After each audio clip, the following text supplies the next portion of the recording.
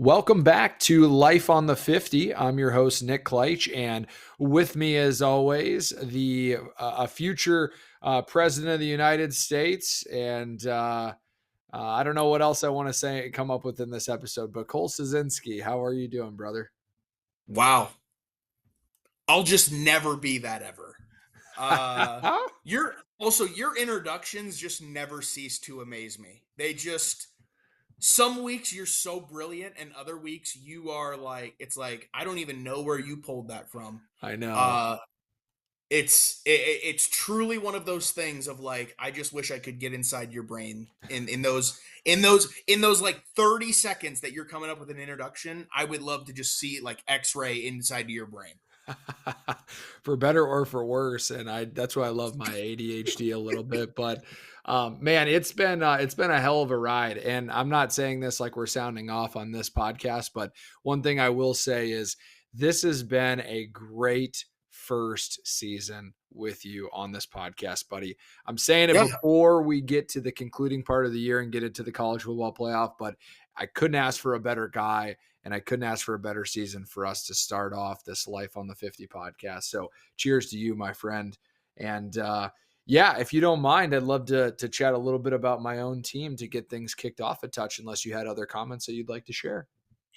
Well, I concur totally. I mean, I love doing this, and I quite honestly, it's kind of one of those things where it's like I think we have just as good as takes as anybody in the world, in the country. Quite honestly, we don't have nearly the platform and not nearly the number of people listen to us, which is totally fine by me. Whoever listens to this, you can listen to our takes and for all I really care, think we're idiots or smart or think we don't know what we're talking about, think what we don't know what we're talking about. I really don't care, but that's kind of what makes us beautiful. We can just sling it. Uh yeah, I mean, the one thing you said actually kind of beautifully that we are going to touch on just to catch the listeners up to speed is we're going to talk college football playoff because the um, previews or brackets or first iterations of that have come out now. We're recording this Tuesday night. We have the most updated version, so we'll kind of talk about that live, and then yeah, I mean, you guys had a banger, so obviously we'll kind of start off by recapping the games from this last weekend. Also kind of sick. We're in that awesome time of the year, like college football and college basketball are going. Just really quick to hit on a non-football thing. That's the best. That's like my peak. I love that. So shout out to just the time of year it is. We're like right in between Thanksgiving, Halloween. Awesome.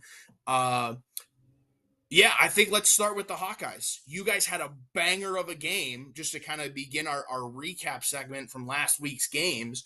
Uh, it was kind of the talk of the town, and the Hawkeyes were the sexy pick last week, dude. So I know you have takes. I have a take. I'll let you go, and you just kind of take me wherever you want to go. Drag me into the mud with you. Yeah. So the first thing that I love so much about this game was that it was a cold, snowy, wet environment at Kinnick. You know the fans are going to show up. That played into our favor so much in some ways. In other ways, unfortunately, we had a mistake in the first half that cost us 2 points. But anyway, that's the environment that I would want the Oregon Ducks to come in at. And for the first time in a long time, maybe shockingly, maybe not, the amount of influence that this game had on college football was beautiful. And I say that Mhm. because there was a lot of people that were really trying to give Iowa the benefit of the doubt. And we're talking about a team 2 seasons ago having the worst offense in the country. And you're inviting Yeah. number 6 Oregon to come in. Granted, Oregon's had a kind of a quiet season, and you're going to tell me that Iowa is the favored team here in Kinnick? I absolutely love that. And I think the one guy, the one difference maker that we can really kind of point out, or at least I can kind of point out from being a fan, is Mark Gronowski. We got a quarterback that can throw the ball down the field, a quarterback that can run a little bit, and we truly let our special teams and defense do what they do, but our offense was there competing at a high level, and that was what I was most impressed with. Statistically speaking, not a fun game to watch as it was only 16-18, but that's the Yeah. type of game we wanted Oregon to play in. We really wanted to slow them down. We wanted to bang them around a little bit, and I know we lost the game, but man, to have a team like Iowa preseason, maybe not going to be in the top 25, unsure how the season's going to go, to have our only losses be to Indiana, we know them and their story, and to Oregon and Iowa State. At this point, that game's kind of a mute point to those outside the state. I'm just very impressed with the overall effort. I should also say before I turn it over to you, Cole, that if this game is played in Eugene, I do not think it is. I do not think it comes down to the way that it did. So a lot of home field advantage with that. But kudos to Iowa for fighting their tails off in a game that could have been a blowout had the weather not been so nasty. So you and I have talked. That was very eloquently said. Um, you and I on this podcast numerous times have said how much we really like the job that Dan Lanning has done Mm. as the Oregon Ducks head coach. Right. Uh, this was the setting that every Iowa fan would have asked for if I said, "Hey, paint me a picture, like go into the video game and create the perfect scenario that you think Iowa could beat Oregon," right? Because I think if we're both being honest, and listen, I'm an Iowa Hawkeye hater, like I'll be the first hand up to say it, but I can also look at things from a pretty objective point of view.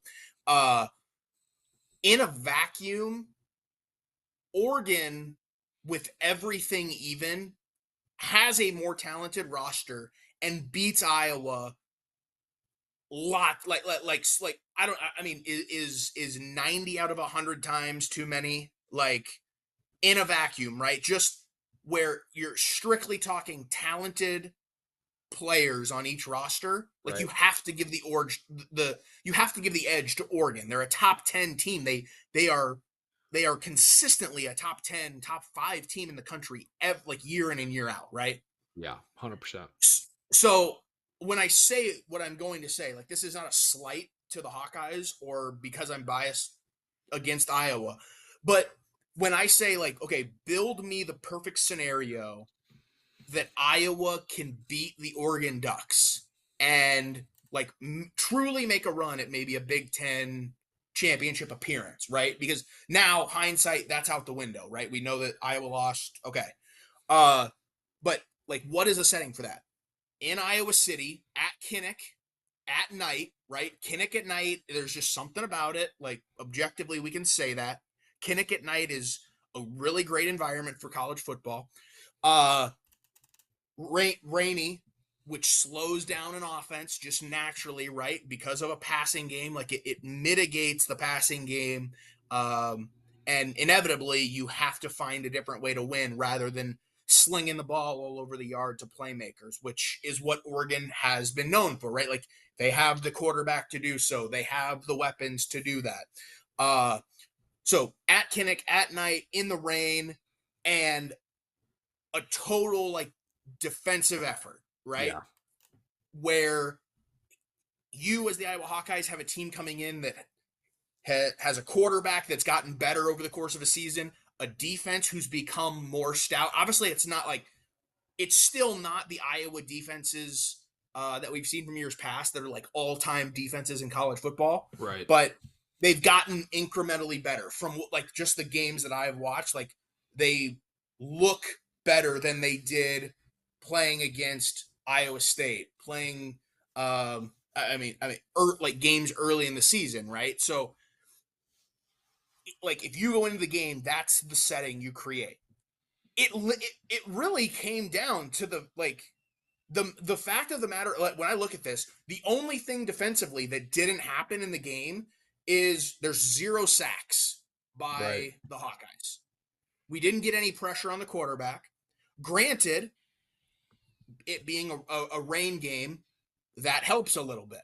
Uh, and then we lost 2 fumbles, which you have to know going into a game with inclement weather, specifically rain, like kind of sleet, right? Or a little bit of like rain, snow, wintry mix. If I remember correct from watching it, like we lost 2 fumbles, we didn't have a single sack. Other than that, Iowa won this football game. I Right. mean, they had more passing yards. Now Oregon did rush for like 261 yards. Their running back went berserko for like 118 yards. Uh, to Iowa's only 100 yards. So it's like running game Oregon in this game, and we didn't get any pressure on the quarterback. I mean, this was everything that you could have asked for as an Iowa fan. And it literally came down to, it really even came down to the last drive. Like, there was a play where it was like Dante Moore, Oregon's quarterback, like threw a ball on the sideline. Coverage was good. The wide receiver just like happened to come down with it, which put them on, I In the think, field. Iowa's side of the field. If Yeah. I'm recalling it correctly, I don't even remember who it was. Uh, but it was like great coverage. Just so happened that like the Oregon receiver came down with it. Kudos to Iowa because they were the sexy pick, and it's kind of a weird spot to be in where like you have a top 10 team coming to your place, you smell the upset, and the whole country, the whole country, like the all like the entire football world is like, oh, Iowa could do it. Like, this team, you could pull the upset this week. You got the chance to pull the upset.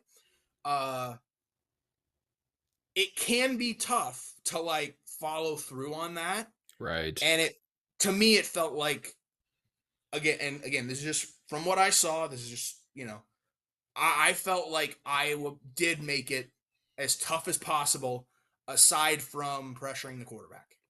Yeah. I appreciate the kind words. I know that can be hard for an Iowa State fan to utter, but the fact that you laid it out like that is 100% accurate. And the icing on the cake here, and then I know there are some other football games that we're going to get to, but I'm a very proud Hawkeye fan despite the loss. Is we had a performance from our quarterback, specifically the last drive. We have never, or at least it's been a long time since I Mm-hmm. have seen our starting quarterback, got some luck, sometimes you need some luck, drive Yep. down the field and score a touchdown on 4th and goal to put us in the lead. Like, that is something to me that I'm not used to. I've seen other Mm-hmm. quarterbacks do it and I've been so impressed, but this just goes to show that if we have a quarterback that is capable with his arm and his legs and has leadership, that we're a top 25 team.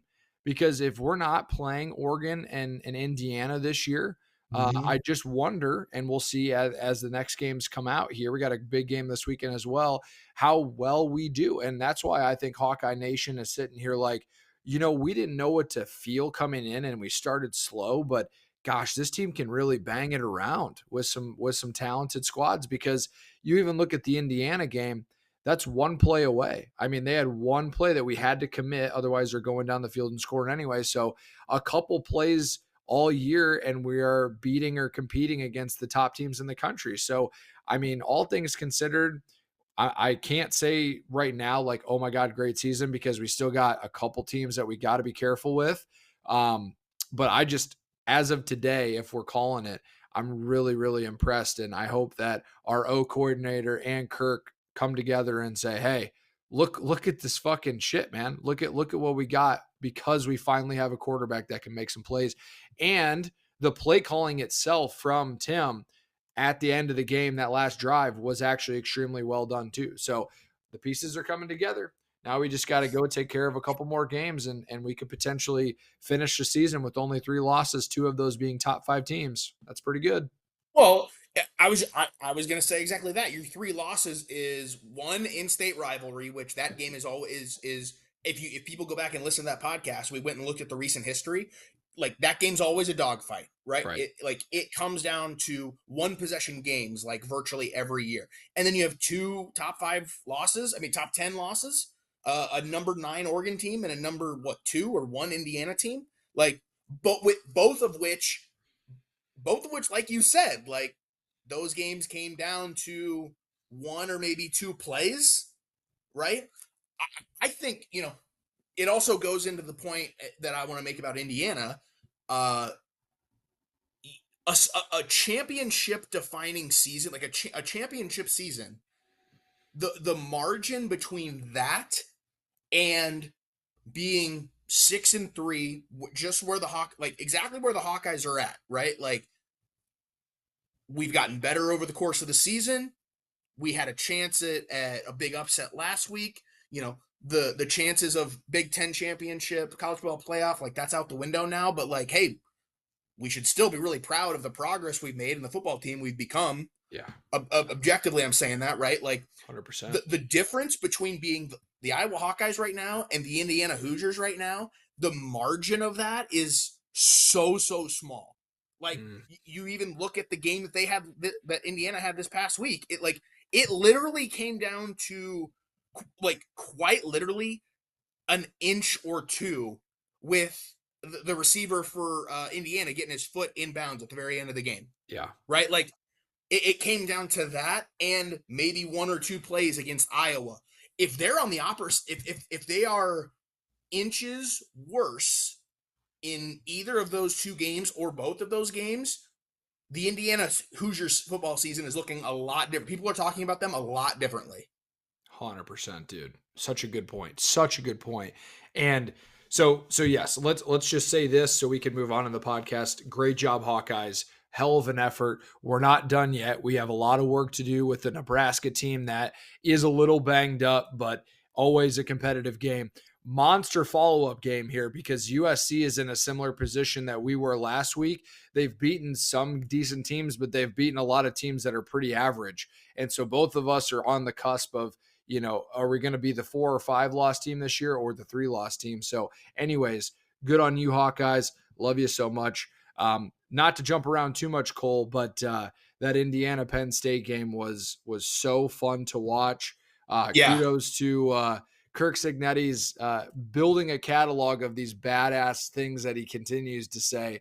The reporter goes something to the effect of Indiana has never won in this building or hasn't won in this building in 10 years. And simply to his reply, he goes, this team hasn't played here yet. I mean, I don't understand how much more of a savage you can possibly be. And then Yeah. on top of that, just their quarterback at the end, along with their receivers. The quarterback gets a lot of credit, but the receivers, they went nuclear. Some of the catches they made down the stretch were nuclear. So, I mean, I mean, unbelievable. the catch at the end of the game is the catch of the year. Oh my God, yeah. The fact that his body distorted that much and then to get a foot down. I had some people on social media bitching about the refs like giving this game away. That was a touchdown. You got to get 1 foot in college. That's a catch every single time. Like catch Yeah, of the dude. year. Anybody who's bitching about that is crazy. Like Yeah. that. I mean, that is. I mean, that is the elite athlete mindset. Like, I mean, we were talking about this before we started recording, but like, it literally is. It's crazy to me how teams can be in this game, right? Where you come in, Penn State, completely opposite season of what they thought they'd have, right? Like originally, looking at the calendar, this should have been a top 5 matchup Right. with, undefeated seasons on the line. Theoretically, when we looked at this, when we looked ahead, when we looking back at the beginning of the year, when we looked ahead at this matchup, we are like, oh, that's going to be a top 5 matchup, right? So you come in, it's a completely different feeling because it's like, okay, Penn State's season's gone to shit. Indiana undefeated, had a close call against Iowa, have had a couple close calls, but like they've gotten it done. And like weirdly, this game goes down to the last possession, and all of the pressure is on Indiana of All of it. you're you're at Penn State, a place that you haven't won at. You have a quarterback that's like not not actively making a case, but is making a case for the Heisman Trophy, right? Like he is in heavy consideration. You have an undefeated season on the line. And we're at the point where teams are like naturally you look ahead to the college football playoff and okay, where do we fall? You look at conference championships, who's in the running for that, who could we go up against? All the while having to finish out your schedule uh, and play in a game where it's 10-0 Indiana against 3-6 Penn 6 Penn State, or even Ohio State this last week played Purdue. Like that's your number one and number two in the country. Like you're playing these just games and it's like, okay, who cares? Uh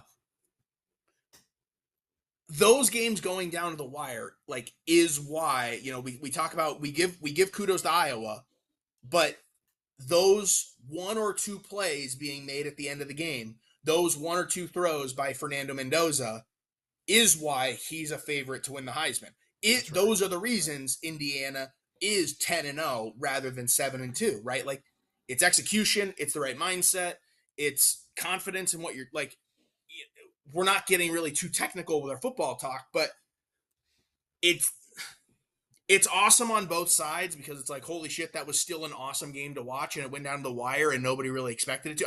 I have to imagine, other than the fact that this game was like on big noon kickoff, it was like the game on Fox at 9 a.m. in the first window. It was like nobody cared about it. No, like how could you when you have, a BYU Texas Tech game going on that like is essentially deciding the Big 12? Uh, Good for Indiana. Like I think we've given Indiana plenty of flowers on this podcast over the course of the season. Um, but man, like it's so crazy to think about where they could be at versus where they are. It's Oh, wild. yeah, and you said it absolutely perfect, man. That is the difference. And when people talk about elite versus average, elite versus good, Iowa's having a good to great season. They're not having an elite season. Indiana is having an elite season because they are simply making the plays when it counts. Now, Yeah. this is one of those games that I'm going to say, and I might be slightly delusional, but this is one of those games where the SEC is looking at it like, oh, Indiana almost choked on the road. And to that, I say, no, this is what happens just like in the SEC, motherfuckers. This Right. is a week where they could have got snubbed and they absolutely hung in there. It literally was the last drive of the game on 4th and goal that this happened. Right. So I don't want to hear, I Right. don't want to hear any of it. Great win by a number 2 team in the country. And if they went down to the SEC right now, they would be where they are, and I love that. So, anyways, transitioning slightly to what you had just mentioned, Cole, and I'm going to let you lead this because this is your conference. There was a football game played Mhm. at a team that was supposedly ready to rock and roll in the Cougars, and we found out unfortunately that there was too many gunslinging Red Raiders that ended up taking over here. So, but without further ado, let me turn it over to you. The regular season Big 10 or Big 12 title was played in I can't think of the city right now, but I know you know it. Lubbock, Texas. Lubbock, Lubbock, Texas. Texas, home of the Texas Tech Red Raiders. Mm, Uh yeah, quick doing Big 12 talk. This I mean, the score ended up being 29-7, but this game was basically a shutout. Like it was basically a shutout by Texas Tech, which full dominance by Texas Tech. ooh, baby. Um I, I mean, okay, granted, like maybe BYU there's probably debate like BYU's running back, he played, was he healthy? We don't really know. But like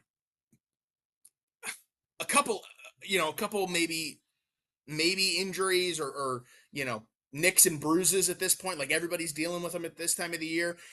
It doesn't make up for a 22-point loss. Yeah. And I also get you're on the road, but it's like uh, to me, it really like I really can't take a side on was this game more about how good Texas Tech is or how BYU just didn't show up. They didn't Like show up. uh, to me, it's equal parts. It's not really one or the other. Like BYU, listen, a couple weeks ago, Iowa State had the chance to, do something cool, knock them off. Iowa State got in their own way and squandered it, and BYU took full advantage. Um, that's what good teams do. Like they take advantage of opportunities.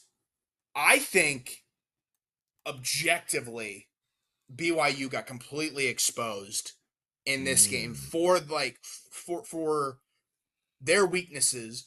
Uh, I also think it shows like, hey, Texas Tech, they can run and gun with anybody. Like this is not your childhood Texas Tech team that's throwing it 60 times a game and trying to put up 65 points. Like Right. they are a complete football team led by a veteran quarterback with legit wide receivers on the outside, a solid running game, and a defense that has like the nation's leading sack leader. I think David Bailey is like number one in sacks in the country right now for Texas Tech.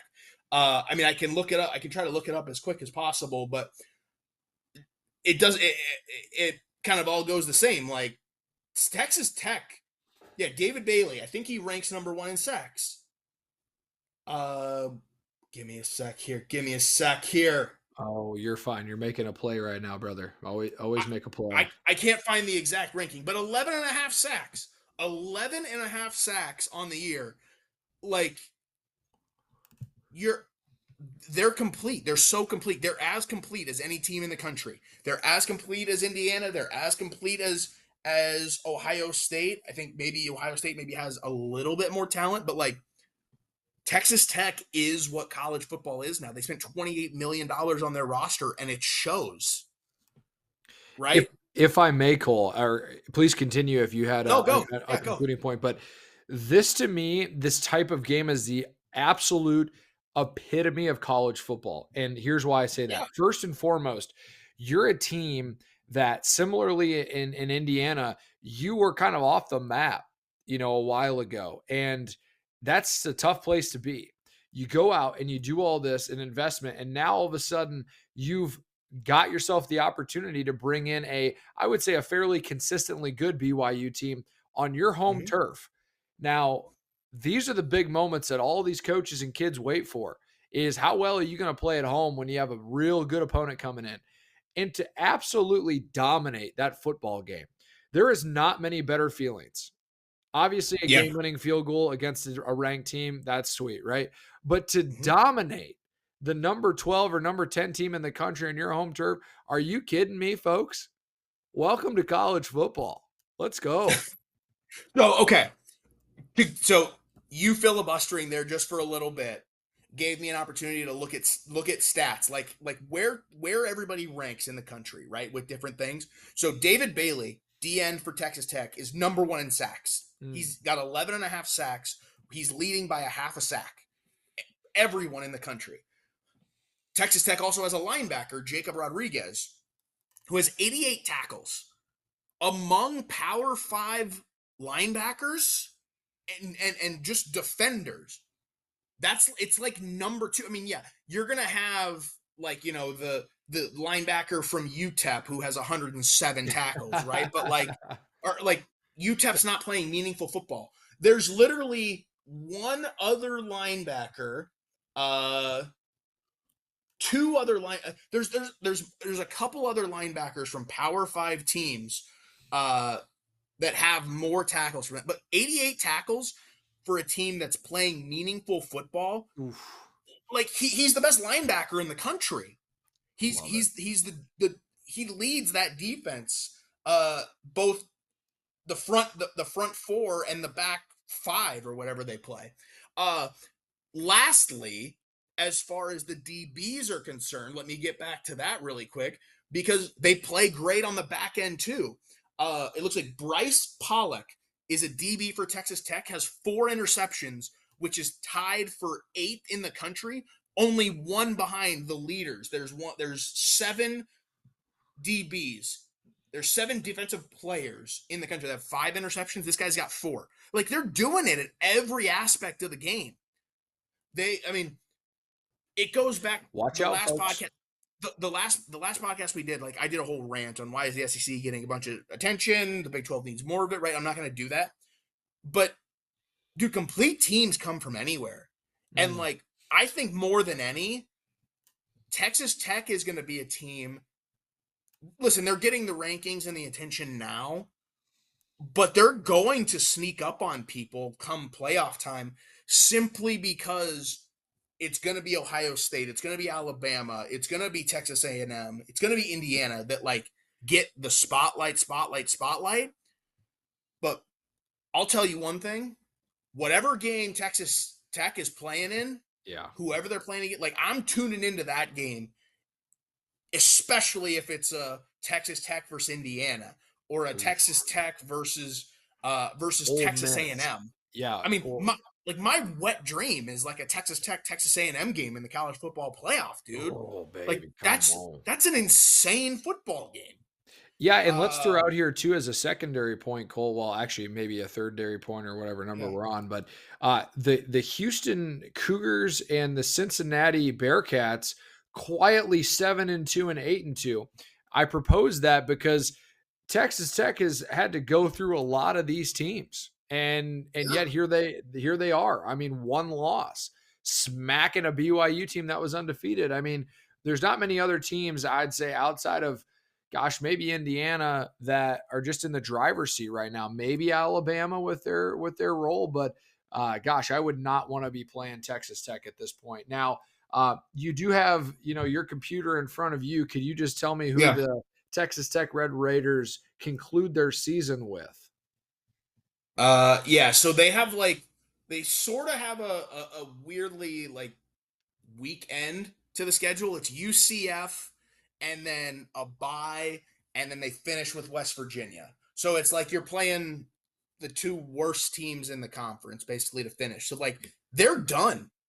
Right. They're pretty much done. It's like As it's on long as everybody they else, and it's like Yeah, go it's ahead. it's we'll see you in Arlington for the Big 12 championship. Who's going to be there with us? Right. Yeah. So I was looking back at their schedule. BYU, they smacked around. Kansas, they smacked around. Houston, they smacked around. Utah, they smacked around. So yeah, this by no means is a season where they're just getting the Indiana treatment last year where they just didn't play anybody. This is a team that is as hot as they can be.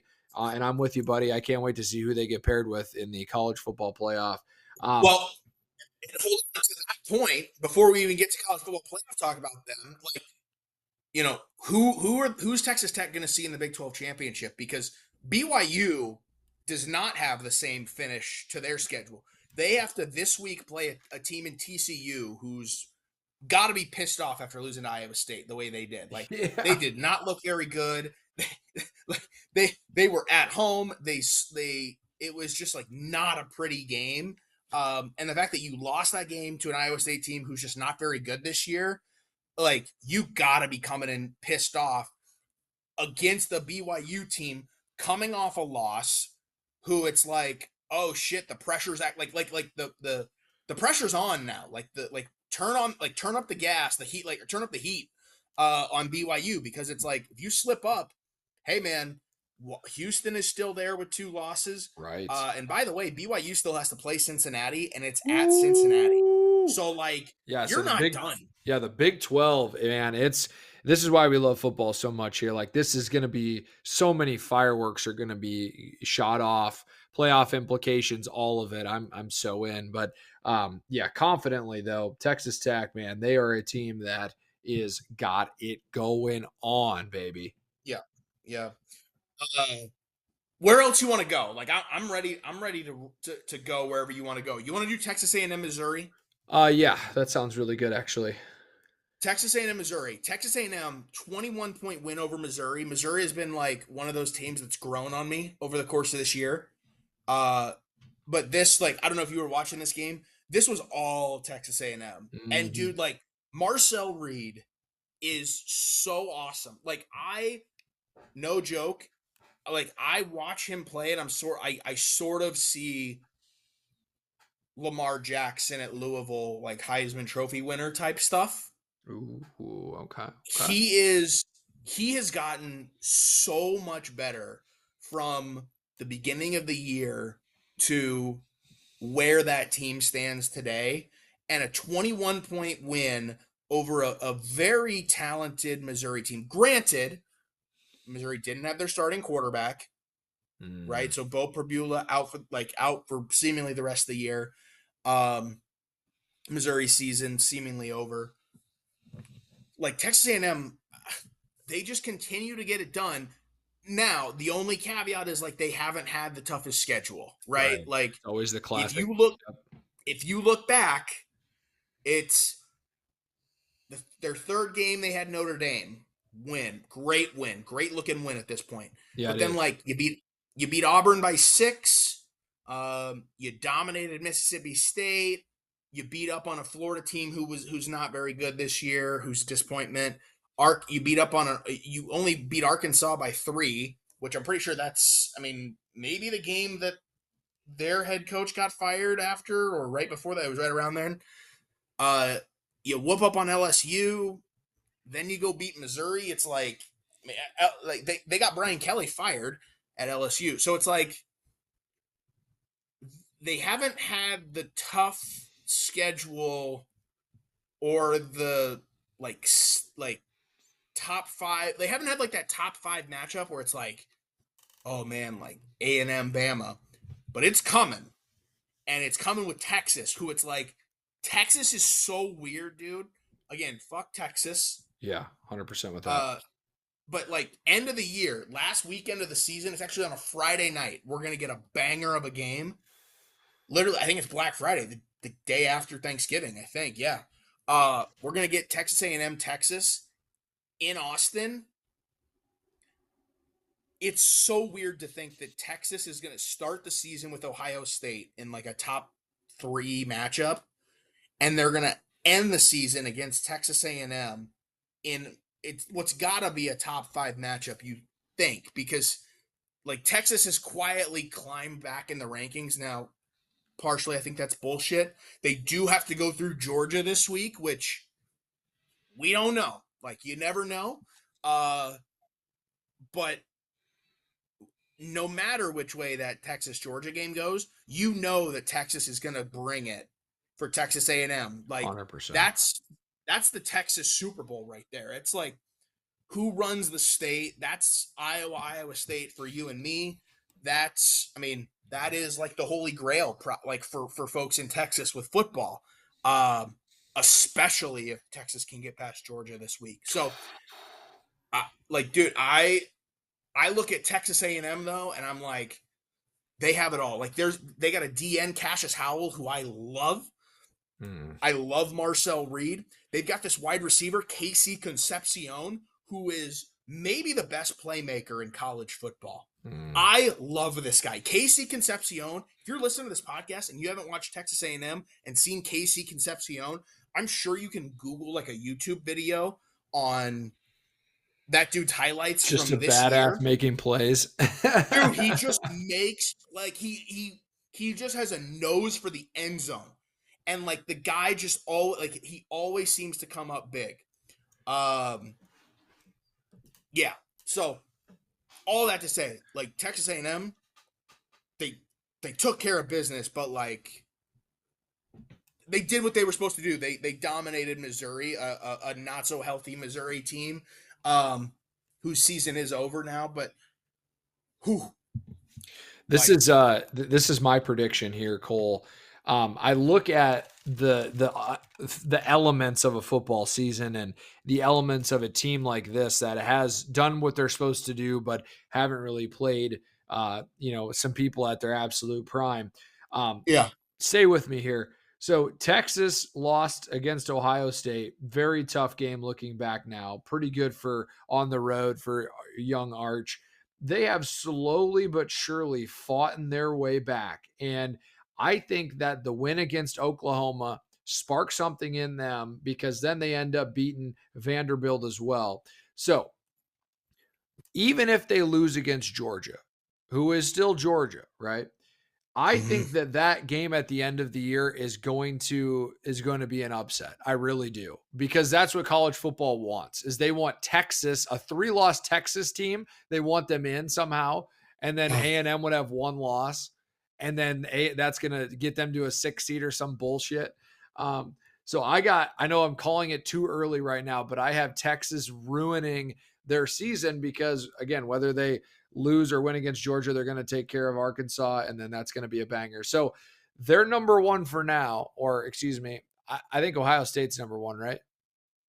Ohio State's number 1 in the country, yeah. Okay. So either way, top 3 team, I don't know, man. I haven't been convinced yet that they are who they say that they are. So good on you. You did what you're supposed to do. You got the wins, but you haven't been tested either. And I can just unfortunately see somehow Texas fucking winning and getting in with 3 losses. But uh, anyway, you can get me more back on track per our conversation. I'll just say this, like, because it seems like you and I are split on Texas A&M. You're not so much a believer. I'm a believer. Is that right? That's fair to say at this point. Yes. Okay. So the only thing I'm going to say to kind of cap off Texas A&M is they are definitely the team. They're exciting. They're fun to watch. They have some football players who are really really talented.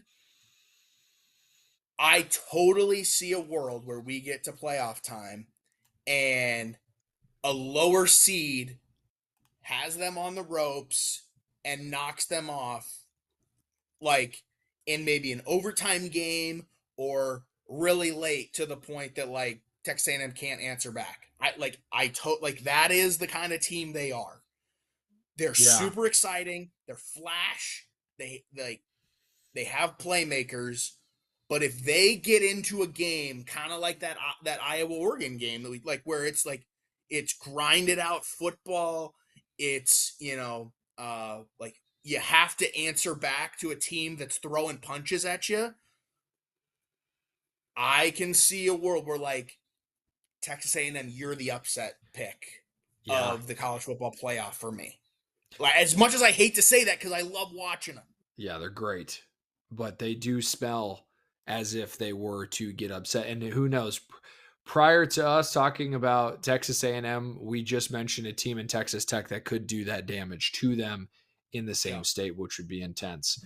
yeah. Moving forward here, were there any other games? I just wanted to do a quick hitter on Vanderbilt. I didn't watch the game. Okay. I don't want to be a hypocrite to say that, oh, they barely skated by when I'm talking about Penn State and Indiana. They got the victory on the road. Good for them. And I love to see them in the top 15. Diego Pavier, dude, this guy's stat line, let me just read this: 25 for 33, 377, and 3 tugs. Pretty I good. mean, that's that's pretty freaking good, man. Now, honestly, the Auburn quarterback had almost an equal day as him, but just giving some quick flowers to the Vanderbilt squad there. Other than that, though, Cole, I was not entertained by much football the rest of the day, which is a little bit of a letdown from prior weeks, but I suppose every week can't be just the home run hitter of home run hitters. So are you? I'm gonna take you on a ride. Are you ready? I, Are you like seatbelt on, locked in? I'm gonna take you for a ride. I am on her. I'm ready. Let's do this. So really quick, like just quick hitters. Alabama beat LSU 20-9, took care of business. Georgia whooped up on Mississippi State. Ole Miss played a weird game against Citadel late in the year, which is like every SEC team has like a weird non-conference game late in the season where they play some shitty team. Notre Dame kicked the shit out of Navy, which was two teams with really good records. You thought maybe Navy could slow them down, and it was like, if I'm betting this game, I'm going to take the under because Navy's going to run the shit out of the ball and just drain clock. That didn't happen. Notre Dame ended up winning by almost 40. They covered the spread. They hit the over. Like all the things, just Notre Dame took over. They're a way better team, and it was a sick environment because it was like snow, Notre Dame, awesome environment, right? One of the best in the country. You said something earlier. I'm just like, and I'm just hitting games like you. I mean, you mentioned Vanderbilt Auburn, great. There were some unranked games. Memphis Tulane was Friday night, and essentially Memphis' season is over. Tulane continues on. You're looking at a lot of teams with like two loss records. Memphis is one of those, so they're not, I guess, technically completely out of it. But like Navy, South Florida, Tulane, North Texas only has a loss. Memphis has 2 losses. And in the conference, you got 5 teams with 1 loss. Memphis being on the outside of that with their second loss to Tulane. So the American Conference is really, really interesting because that's where seemingly your 12th spot in the college football playoff is going to come from. outside of maybe James Madison, who I think I've said on this podcast before, but if I haven't, then please let me say this right now, or reiterate if I have said it. James Madison totally has the makings of like sliding in the last minute if all of these American Conference teams beat up on each other. Okay. You said earlier, what football college wants, what college football wants, college football gets. That is exactly what happened in the ACC this weekend. Mm. You clearly didn't like. I know you're not necessarily like the ACC football guy, Nick. And transparently, like I'm no like it's a different world for me. But like being the college football fan I am, do you realize that Louisville was 15 in the country and lost to Cal over the weekend, and Virginia was leading the ACC and lost to Wake Forest, during which Virginia only put up 9 points. I've said on this podcast, the quarterback for Virginia, Chandler Morris, is not very good. He was at TCU before Virginia. That was vindicated in this game. He's not very good. Why do I go back to the point that you said college football, what college football wants, college football gets? It slides Miami right back into that leader spot for the ACC. And I'm going to tell you what, there is no team, Notre Dame and Texas included in this, there is no team that college football wants more in the playoff than Miami. They've spent the money on the roster. They have the awesome uniforms and logo. They have all of the guys on the sideline and the head coach and Mario Cristobal. Like Miami is the team that college football wants in its playoff. And not to break news here because it's already been broken by ESPN and all the other people, but like the rankings are out for this most recent week, and Miami's back in at 11. Ugh. So, to your point, Nick, credit to you for saying this without having any idea. But what college football wants, it's going to get, whether we like it or not. And the ACC is like the number one example of that. Granted, Georgia Tech is still out there looming with only one loss. But, dude, like, to me, it's so funny how all of this stuff works itself out. And yeah, It's so Miami true. being Well, Miami being back in play is it's crazy to me. So yeah, and that's what I feel like, to your point on Texas too. This Miami team, this Texas team, there's a couple squads that they've been so quickly shunned out, that they will find their way just for their history and their predominance as a football program. But you're right, Cole, and I appreciate you calling me out in the podcast. The ACC conference in football this year, I have not given the respect that they deserve. I haven't watched a single game outside of some Clemson games and some Florida State games. That conference to me is as good as the Mountain West Conference in terms of my viewership. So thank God you are a part of me in this podcast, because if it weren't for you, the ACC would be forgotten about. Dude, let me just okay. So we're here, right? We're at this point, and we can go back to recapping games really quick. But like we're here at this point, so let's just break this down really fast. Sure. Yeah. College, Go ahead. the week 12 team CFP bracket projection. I'm looking at it right now. Number 1, Ohio State. Number 2, Indiana. Number 3, Texas A&M. Number 4, Alabama. Right? Pretty standard as we expected. And keep in mind that this year, the conference champions are not the team that get the bye. It is based on your ranking, right?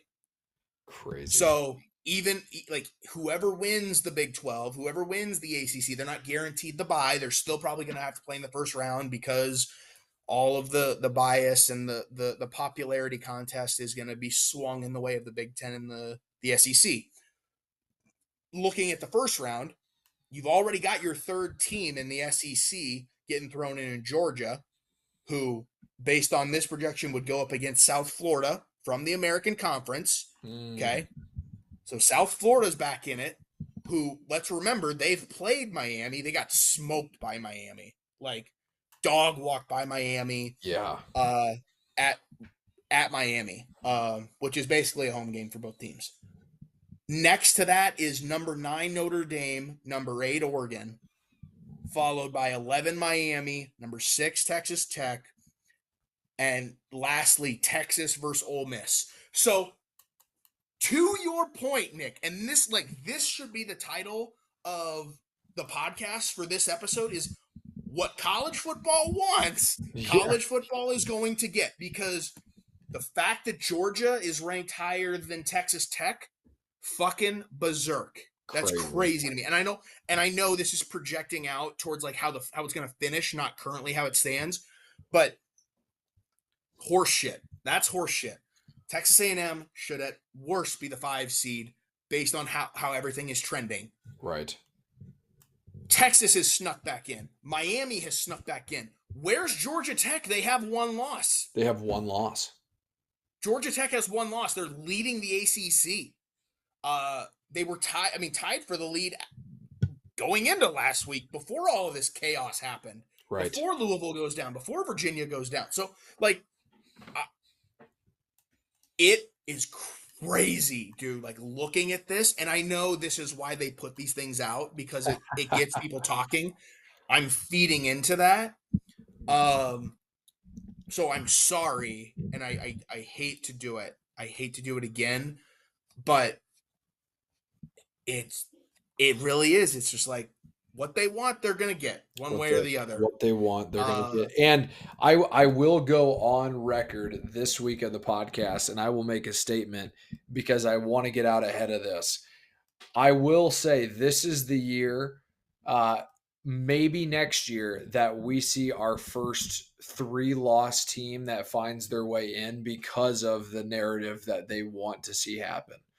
Last year, it was crazy enough in terms of how they set everything up. Some of these teams, Boise State, Arizona State, getting a bye. Everyone's bitching and moaning about that. Mark my words right here. There will be a team, a well-known team, that somehow finds their way in as a 3-loss team over a team with 1 loss. I can already see it right now.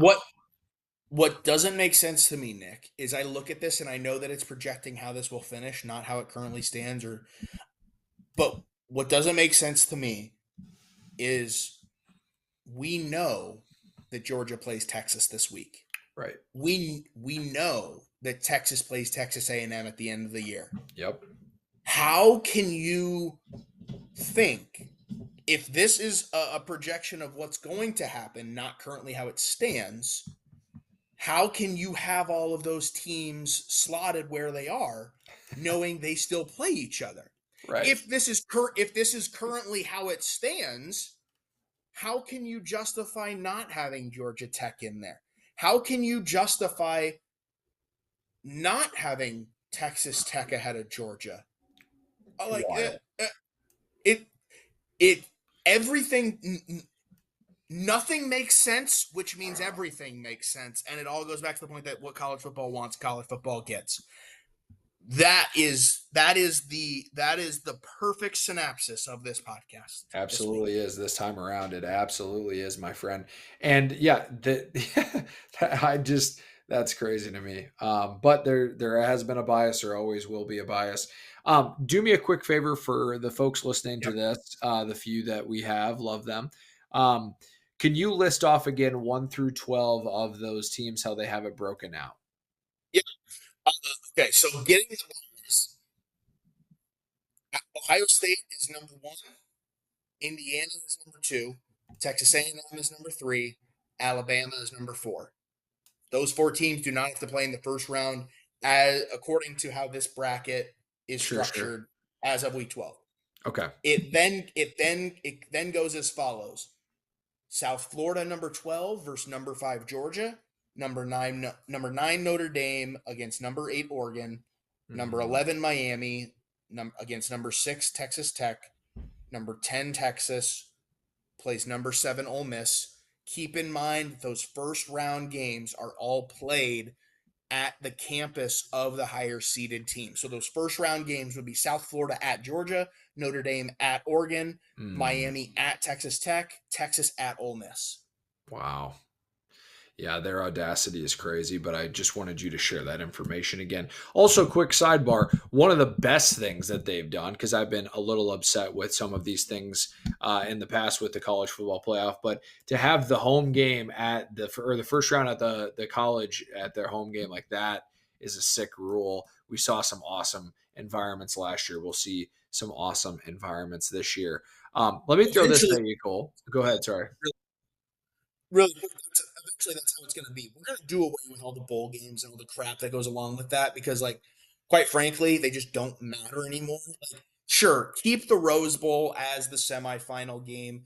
Keep the Orange Cotton Bowl or Bowl Orange or, Bowl. Yeah. or Cotton Bowl. Yeah, the Cotton Bowl or maybe the Sugar Bowl. Like, keep one of those as the other semifinal game, and then let the national championship be the national championship. But like it should be played on the campuses. That's why college football is so great. Nobody gives That's a the crap. essence of it, Nobody gives a crap about the bowl games anymore. They're completely meaningless aside from like some of the venues are cool. And like yeah, right? I still want to see the Rose Bowl being played at as a semifinal game. I want to see Oregon play Alabama, at the Rose Bowl. That's awesome. I want to see Texas A&M play Indiana in the all in the Sugar Bowl or at the Cotton Bowl. Like that's awesome, right? That's fun. But yeah, games are meant to be played on college campuses. That's just how it should be. It's just a thing of beauty. It truly is. And that way, well, I hope they have it figured out because last year, if I remember right, they had some fans that had to travel every week to different places for these bowl games. And who knows, maybe in the future, they'll build it out to where you get your first two games at home. I don't know, but all I am saying is I'm in favor of the environment, the tailgating, in the essence. The bowl games will always be the bowl games. Now, we have declared the college football like kind of ranking or roster, if you will. Um, Yep. Based on right now, Cole, just these teams, who are you take a look at that list. Let's just take the top 6 teams right now. Yeah. Who are you thinking is going to probably flop? Like who is the team that you're like, okay, you're in the top 6, but you're really not supposed to be there? Out of the top five? Or out of the top 5 rather. Whatever you want to do, top 5 or top 6. Sorry. Out of the top six. Georgia. Georgia, Okay. 100%. Georgia's not a top five team this year. Interesting. But they have the colors, they have the logo, they have the history. They play in the right conference. Like they're not a top five team in the country. They've just done it for so long and have been given like they're just sort of reaping the benefits of every team and player and coach and game that's come before them. Love it. Okay. And truthfully, watch out for that Texas Georgia game. That might be upset city for, who knows? Maybe Texas bangs out, maybe Texas bangs out Texas A&M and Georgia. That'd be crazy. Um my team on this list, oh my gosh. I just think Ole Miss, they haven't convinced me. They haven't convinced me that they are who they say they are. They had one really challenging game.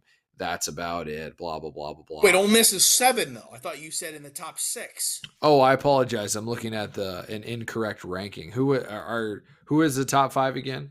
Ohio State, Uh, Indiana, A&M, Ohio Bama. State, Indiana, Texas A&M, Alabama, Georgia, Texas Tech. I mean, you can say Ole Oh, Miss if you want. That's fine. If we want to open it up to seven. I see. Okay, so Tech is in there. So based on that list, I'm going to switch up my answer and say A&M. I think that they are unfortunately the team that is going to fall in my opinion. Now, I'm going to pose one more question for you and then we can get Yep. to game predictions here. Yep. Who in this list can beat Ohio State? Because last I checked, I know Ohio State has only been challenged a little bit this year, yet Yep. I think that I just don't know who beats Ohio State this year. Well, okay. Uh let's take a quick look back. So they won by 7 against Texas, who Texas was very incorrectly ranked as number 1 in the country week 1. But that's going to happen, right? since that game, they played Grambling, dominated, played Ohio, they dominated, played Washington, dominated, played Minnesota, dominated, played Ohio State, or sorry, Ohio State, played Illinois. Uh, they won by 18, so you could say dominated. Uh, Played Wisconsin, dominated, shut them out. Uh, Played Penn State, dominated. Played Purdue, dominated. They haven't played anybody. They haven't played anybody. Like Illinois is, aside from Texas, their best win. I mean, and it's not like they play anybody to finish. They play UCLA, 3 wins. They play Rutgers, 5 wins.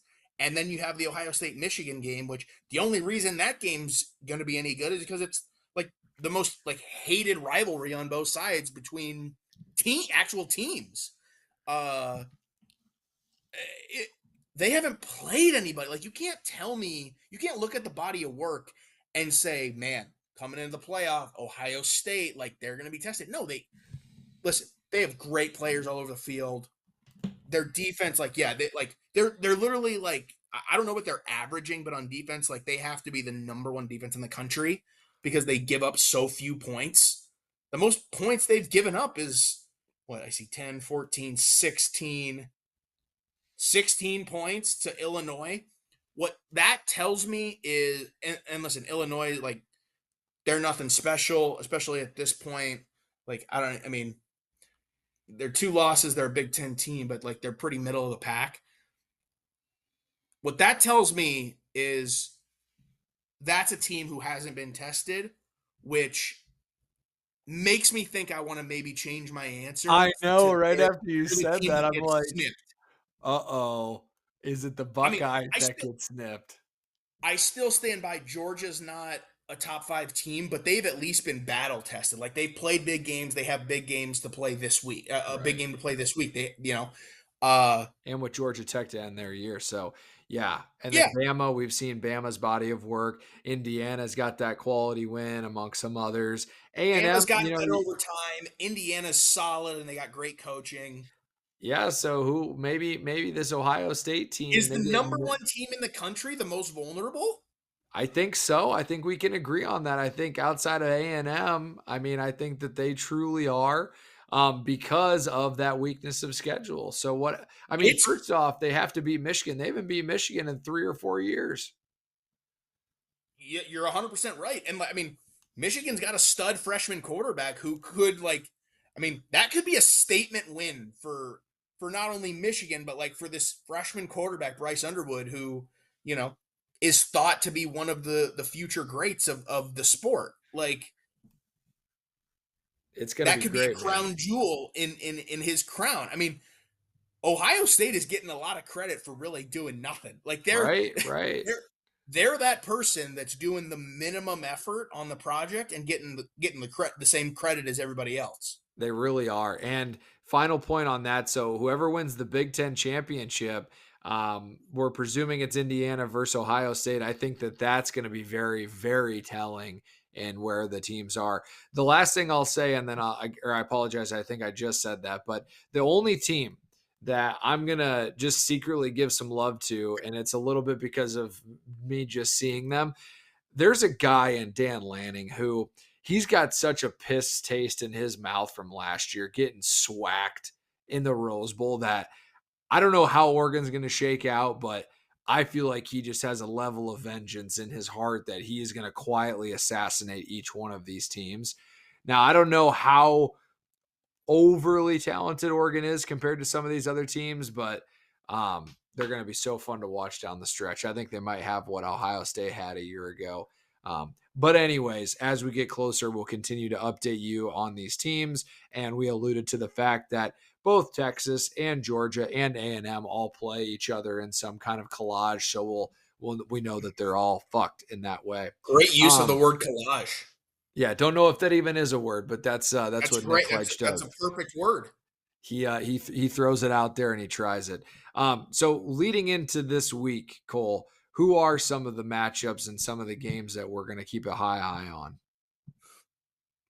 So before I get there, I'm going to do one last check through to see if Week 11 had anything else notable that I wanted to talk about. I talked about Tulane, Memphis. It's respectable. Uh, I don't think so. I mean, yeah, I don't really think there was anything else I really wanted to talk about. It's I will say the Army Navy game is kind of shaping up to be fun. Like I know that's more like a ceremonial thing every year, but that's kind of shaping up to be a fun little game. Side note, James Madison did win 35-23. Really quick, just so you can kind of follow along with them the rest of the way. They host 4-5 App State, who at the beginning of the year I thought was going to be a pretty solid team. Then they host Washington State, so Power 5 team, right? Power. It's really Power 4 now, but Pac-12 was Power 5, so Power 5 team. And then they end with Coastal Carolina, who 6-3. Coastal Carolina, they're at Coastal Carolina, so on the teal turf, like the funny looking Ooh, turf, yeah. road game, end the year. Coastal has the chance to play spoiler there. Follow along with them if you haven't. They're just kind of fun and frisky. If you're sitting around watching college football and be like, "Ooh, James Madison on," that's kind of fun.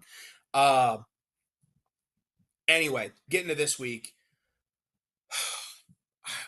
I mean, where do I start, dude? Like, I think this week is better than last week, quite frankly. I mean, you look at the top teams in the country, and instantly, like, if we're just looking at the time slots, Notre Dame plays Pitt. Okay, so ranked on ranked. Is that going to be really a good game, though? I mean, it shows me here that Notre Dame's favored by 11 and a half. I'm kind of like, eh. Uh, if it's me, the game that I'm really interested in watching is South Florida Navy. Is Mm, how is Navy going to respond after getting beat at Notre Dame as bad as they right. did against South Florida, who's ranked number 24 in the country? But if we remember what we just talked about, they're ranked number 12 in the college football playoff ranking. You got to remember they're separate, right? You Right. got to remember the top 25 is not the same ranking as what the college football playoff is because that last slot goes to a group of 5 team, a smaller school team. So they're 12 on the CFP bracket. They're actually 24 with the rest of the country factored in. That's the game that I'm watching. Uh, obviously keep my eye on Notre Dame Pitt because it's ranked on ranked. Um, Michigan has kind of a weird sleepy one at Northwestern, 10 a.m. kick, kind of like a weird game. I'm sure weather's going to be a factor. At Northwestern in the city of Chicago, Windy City, like it might be rainy, it might be snowy. They're right on the Northwestern still plays at like what looks like a soccer field, and Yeah. so it's like it's right on the lake. So not only is Chicago just windy in general, but you're getting that wind like quite literally right off of the lake. Um, that could be kind of like a sneaky hiccup game. I mean, it's not like Michigan's playing for anything crazy right now. Like they could maybe sneak into a college football playoff if they run the table and have some help. Uh, gosh, like then I go. Gosh, where do I go from there? I mean, you get into like the 1 o'clock window, and it's Oklahoma, Alabama is kind of like that middle of the day. Okay, here's a deciding game. It's Oklahoma at Alabama, so like you would think Alabama could hopefully take care of business, but is Oklahoma going to play spoiler and maybe like make a case for them to sneak in the back door into the college football playoff, right? With all of these teams facing off against each other, like we mentioned with Georgia, Texas A&M, uh, Oklahoma, kind of quietly like hanging out in the shadows, being like, if anybody fucks up, we could slip in. Right. Miami has to play Right. NC State. Miami, like you got to win. You got to win to keep your season going. You mentioned at the beginning of the show Iowa versus USC. It's on the West Coast, but it's a 1:30 game, so I think that bodes well for the Hawkeyes. Quite True. frankly, I think I think it was a later game. I think that would probably play better to the strengths of the Trojans. Um, I think USC is going to try and throw the 100%. ball Yeah. all over the yard on Iowa, and I think it's more so a matter of can Iowa slow that down and sort of slog through the game. I don't think weather is going to be an issue in Southern California. It just never is, right? And then you kind of get to later Right, in the right. day, and the big game is the Georgia Texas game. Uh, that's like your primetime game, but like I said before, with the Big 12, BYU plays TCU. It's at BYU, so like how's BYU going to respond, and how pissed off is TCU going to come in? Um, Kind of also just really quick, like there's not really any postseason slash playoff implications, but Boise State plays San Diego State 6-3 versus 7-2. San Diego State, like, Right. give them a little love. I don't think they have like a chance really to make the college football playoff, but 7-2, kind of a Mountain West matchup. That's fun if you like late night football. Ohio State, like we said before, they play UCLA, so like again, Ohio State, they just do what they do. Utah plays Baylor. Florida plays Ole Miss. Let's see. Are there any other good ones? Memphis plays East Carolina. Memphis still has to win. Like they still have a chance, percentage wise, mathematically, to get that group of five spot. So they got to win. That's a game that people can tune into. Like at the end of the day, man, like we're in the thick of college football, so like you're gonna get what you're gonna get. Like you're gonna have Penn State versus Michigan, 3-6 versus 3-6. Uh, Personally, I think that's a blowout. That's two bad teams or two teams with bad records, but like to me, that game's a blowout. You're gonna get like let's see, what's a good example of one? Give me a good example of a game that just nobody's gonna watch. Where's like a 1-18? Okay, here we go. San Jose State is 3-6, and they're gonna play Nevada, who's 1-8. Like nobody's watching that game on the CBS Sports Network. But that's what you get this time of the year. One storyline to follow: Georgia Tech 8-1. They played 1-9 Boston College. Georgia Tech, you're getting snubbed in the rankings. No. That's quite literally bulletin board material. Come out and put up a 50 spot on Boston College and make an example out of like Boston College has nothing to play for. Those guys have quit. If you watch them play, put it to them. Like paint their Right. backside red. Just spank them up and down the field. Put them, beat them so bad that people across the country take notice and be like, oh shit, we should probably not forget about Georgia Tech like we did this last week. So, plenty of football to be watched. That all being said, I can keep going through the list of games and just find games. I mean, like Tennessee Tech is 10-0. Tennessee Tech. You've been watching them at all this year, Nick? What do you think of Tennessee Right. Tech? Uh, but yeah, that's my point. Is like there's football all over the place. We're past the point of getting like the undefeated versus I have undefeated not team because watched those them at just don't all. happen late in the year naturally. We're past really the point of like top five matchup versus top five matchup. Uh, so it, Right. it's watching good ball at this point. Like find the good games, watch those, and here's setting all the games aside.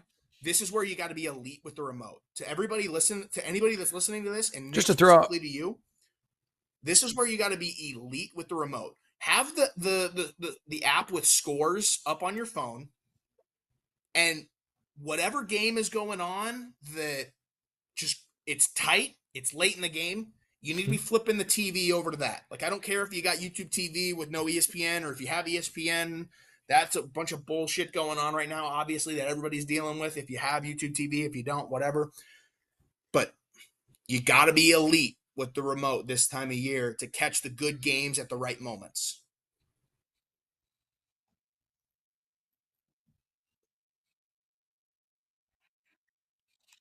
Yes, couldn't have said it better myself, friend. Just to highlight a couple games that you had mentioned. You mentioned a lot of them, but a couple that I think get slightly slept on a little bit here. So Arizona and Cincinnati. That's a football game that's going to be pretty intense because I think that Cincinnati is still trying to find their way. Um, with that Notre Dame Pitt, I'd love to see Notre Dame get beat in this football game just to get them out of conversation. Lord already knows they're going to be in with 2 losses, but if Pitt, you can sack up and take them out of the picture, that'd be lovely for us.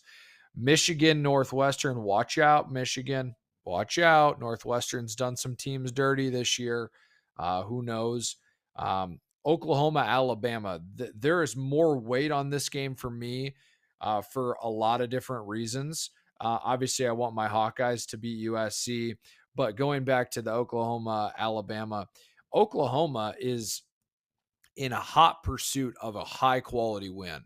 And if they could just snag up one more team on their schedule, I know that they're probably not destined, but just to give chaos to college football, Oklahoma, I want you to take down Alabama in this matchup. That would Mhm. be massive.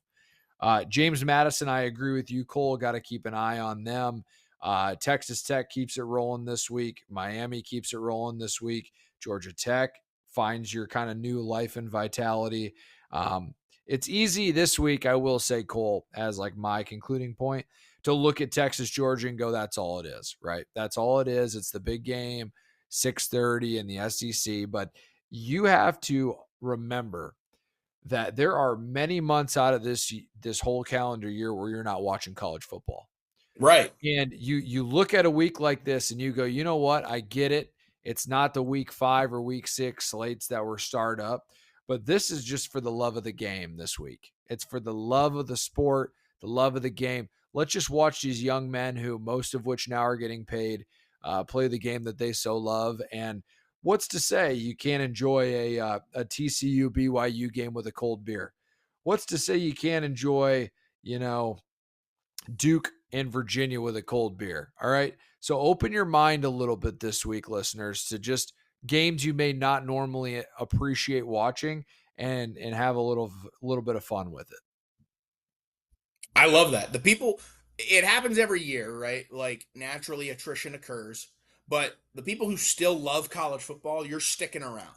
Yep. I'm sticking around. I'm The the sticking around. people the people who like the pomp and the circumstance and oh, college football is back. I like that. I like college football. I'm going to watch this year. There's some good games on. Like that's out the window. That's out the window at this point. Like yeah, you can tune in for Georgia Texas, but what else are you doing the rest of the day? Like really, you're going to go to the pumpkin patch. You're going to go Yeah, shopping. You're going to like exactly. you're going to get together with friends of whoever during the day and then like just tune in for Texas Georgia at night. Fuck you.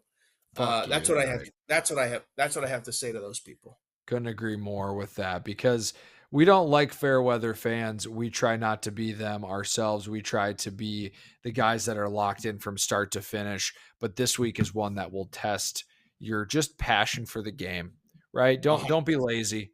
Appreciate the game and don't be bitching. And you know what? There's going to be a couple we lose, Cole, because college basketball is up and going now. And we mentioned this before that, or not, excuse me, this was in the podcast that you do appreciate college basketball getting ramped up. So there's going to be some folks that leave us, go watch some hot and flash college football. But these are the weeks that the OGs are made. These are the weeks that you have to really take a look at the product college football and Yep. love it for the game. So any parting comments in terms of this podcast, whether it's thoughts on the playoff, thoughts on Iowa State, thoughts on Iowa, thoughts on any other game, or are we getting ready to wrap this thing up? Yeah, thoughts on Iowa State. They're just not very good. They're dealing with a lot of injuries. Rocco Beck's taking a step back. Not really much for me to say. I'll watch the games, but they're meaningless at this point, so it's kind of whatever. But no, I got nothing else. I've kind of gotten everything else. But I am going to do something that's never been done when we're talking games. Looking ahead for you to make picks this week, so just get Ooh. ready for that. Yes, absolutely. Getting ready to make picks. Last little shout out here for me. Again, go Hawks. Love you. Let's not be crybabies about it. Let's fucking get ready to beat a USC team who is desperate to get beat along with Michigan. Between Iowa, USC, and Michigan, a lot of people don't know this in the Big Ten. We're all kind of scratching and clawing for that 4th or 5th spot in the conference. How these games play out at the end will determine that. So go Hawks. Other than that, my friend, get prepared to watch some football and enjoy yourselves. So let's get to these picks, my friend, in this mystery box that you're providing. I'm gonna go quick here. We're at the 2 minute warning. We've got MACtion football, MAC conference football going on right now. We're in the Mm. fourth quarter of Kent State Akron. They're at the 2 minute warning. Akron has just scored a touchdown to be down two against Kent State. Are they gonna get the 2 point conversion to tie up the game, or is this game over with Kent State taking a 35-33 win? This game's over. Kent State is taking a 35 or well, whatever the score was. That's a win right there. 35-33, pending the Akron Bend two don't point break, conversion. baby. Bend don't break. Ohio is also playing Western Michigan. It's about 2:30 left in the fourth quarter with Ohio having the ball. It's 13-17. Ohio's down four. Is Ohio going to pull it out with action on Tuesday night? Who's the home team? Western Michigan on defense. Ohio. Ohio is going to not be able to come through. I got the home team in this one. Wow. Okay. All right. Getting the games. I'm gonna throw a game at you tomorrow. Northern Illinois, 2-7, plays 0-9 University of Massachusetts in Massachusetts. Massachusetts gets their first win of the season. Let's go. Wow. If you've watched anything of UMass, you know that there's no chance they win that game. Uh, let's go to Friday night. That's so Minnesota, funny. who you hate and think is dumb, plays Oregon, who had to kind of play a tough game, but it's in Eugene. How do we feel about that on Fox Friday night? This is going to be one of those games where Oregon is like, ah, gosh, we're finally glad to be home. And they're going to just I like fucking that. steam them. It's going to I be like that. ugly, man. Why don't we go to? All right, we'll Ain't keep it nothing Notre better, Dame. Cole. I know this is a delayed comment, but ain't nothing better than getting a really tough road win and then coming home and playing a mediocre football team. I mean, it's kind of a nice relief, I guess. Yeah. By the way, Akron just ran the Philly special and got the 2 point conversion to tie the Woo! game. So you are I'm wrong, my wrong. friend. And you know what? Uh, Sorry, quick side note. Um, how are teams not preparing for the Philly special more? This has been done so many times now that I'm like, so can't many you times. can't you just identify that they're probably going to work it in? It's a great play, don't get me wrong, but defensive coordinators, step up your fucking game, dude. The Philly special is run by about everybody now. I think my high school team ran it this year. It's tough to account for a quarterback. You don't account for him catching the ball. Uh, okay, Notre Dame Pitt 7-2, 7-2. How do we feel? It's at Pitt, by the way. I got Pitt in this one. I know Notre Dame's been putting up a decent fight lately, but I want them to get knocked out so bad, so we're going Pitt. Oh, so this is purely out of spite for Notre Dame. You want Notre Dame gone. See Absolutely. everybody. Yeah, I'm not using logic at all. Like this is just me being an emotional fanboy and I just want Pitt to upset the Irish. Okay, let talk to me about Michigan Northwestern. My heart tells me that it's going to be a close game. I want Northwestern to win so badly, but I think Michigan's going to win in a either a game-winning field goal or they're going to kind of just dominate the second half by doing what Michigan does, and that's just like slug you down, beat you up, get the win. Okay. Uh, how about this one? It's kind of fun. Big 12 game with one team that's still got something to play for. Arizona 6-3 goes on the road to Cincinnati. Yeah, I think that Cincinnati understands the gravity of the situation, and they think it's just going to be Texas Tech and whatnot. So I think Cincinnati. I think that they go out and get a win here, and they stay alive because they want contention. The boys are fighting for this. What about a fired coaches bowl? Arkansas versus LSU in Death Valley this week. Oh man, I got Arkansas here. LSU's down the shitter, man. That's going to be an Arkansas is only unpopular. 2-7. I know they're gonna. That's going to be an unpopular pick, but I think that I don't know. It's a dumpster fire in Baton Rouge right now. All right, talk to me about 10-0 Tennessee Tech going to Lexington, Kentucky to play the Kentucky Wildcats. If Kentucky doesn't win this football game, they're not very good, and that could be. But yeah, I Or got Tennessee Tech's really good. I got Kentucky. This is one of those games where you got to put your dick on the table and say, "Hey, I'm a D1 football player. I don't know where these Tennessee Tech people are coming from, but we gotta let them know." Oklahoma, Alabama. Number 11, Oklahoma. Number 4, Alabama in Tuscaloosa. 130. I think this is the key win of the season for Oklahoma here. It's going to be an absolute dogfight, but this is a revenge game from, or excuse me, last year, this was the Achilles heel of Kellen DeBoer. And this was the team that sent them out. So I think that there is it's one of those matchups where Oklahoma just has their number for some reason. So give me the Sooners to take down Alabama. Wow. You just want absolute chaos. I want chaos so bad. Wow. Yes. All right. Talk to me about Georgia Tech, Boston College. 8 and Georgia 1, 1 and 9. Yeah, Georgia Tech hammers them. But how bad?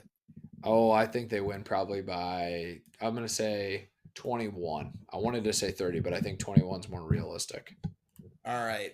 Sneaky ranked on ranked game, which is probably going to get plenty of attention. Iowa USC. Yeah, I think this game for us is a game for us to cement in that we're the team this year that's going to have a great slept on season. I think that USC is overrated, and I think that they have had a flaky schedule. We have been in the game against two really good teams and come up short. I don't see us coming up short again. Interesting. Uh, let's go then down to Memphis, East Carolina, real quick. Don't know much about this game, so I'm going to go with Memphis. Interesting. Okay. Just keep saying interesting. Game of the day, Texas, Georgia. Give it to me. And this is played at Texas. This is played in Athens, Georgia. Oh, no chance then. No chance. I think Georgia takes them down. There's part of me that thinks that Arch is going to have the breakout game because everyone's kind of giving him a chance to get away from the limelight. But I just think it's too hard to beat a team at home like Georgia. I should have probably chose Alabama. I might be regretting that, but I got Georgia in this game, and that just kind of smacks Texas in the mouth. And for Georgia, it does give them a little bit more ammunition to what they need to accomplish by the end of the year. I got two more for you. Random one. Kennesaw State 7-2 versus Jacksonville State 6-3. How about that? Let's do the first team. The first team sounded like a team that's going to win. First team, fun. Last game, I'll give you a late night Big 12 magic or matchup, whatever. TCU at BYU. Before I answer that, are you disappointed in me that I don't know more about those other teams? No, I just think your reaction to it's hilarious. Because sometimes I feel like I let you down, but that's the job of the co-host is to make me, put me in tight situations and see how I respond. Positions and seeing how you react. That's all.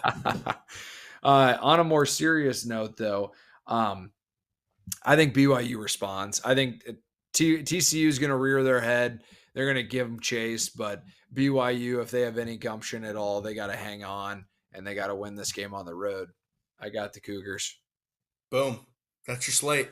That's your slate. That is, and as we're going through these games, I mean, for someone to sit here as a fair weather fan and be like, I don't want to watch the big one. It's like, well, you're part of the problem. You are part of the problem.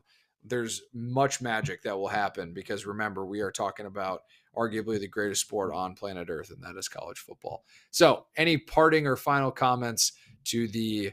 I think it would be. Let's see here. What's the next? Is it 2028? Yeah. So I would say the what is it? 54th president of the United States, Cole Szczynski.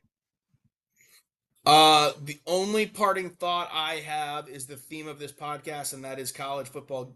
Whatever college football wants, college football gets. Amen. And on that note, folks, we appreciate you tuning in to the Life on the 50. We hope we made you laugh. We hope we made you cry with some of our predictions, but we want the chaos as much as anyone. Until next time, folks. Oh.